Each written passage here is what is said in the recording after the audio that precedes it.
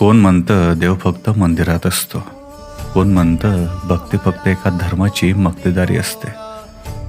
विठुरायाच्या मंदिरात एक साधा दगडफोड करणारा मुस्लिम बांधव विठुरायाच्या चरणी नतमस्तक होतो आणि जाती धर्माच्या भिंती ओलांडून विठुरायाच्या चरणी कष्टाने साठवलेल्या त्या पैशातून चांदीचा मुकुट अर्पण करतो आणि दाखवून देतो की श्रद्धेला धर्माची गरज नसते.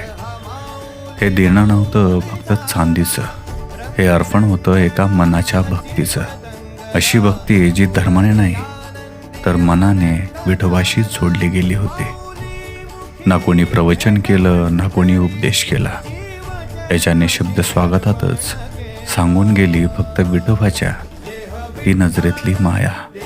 जिथं जातीची भिंत नाही, धर्माचं ओझं नाही, तिथं फक्त तो माझा देव आहे ही भावनाच पुरेशी होते.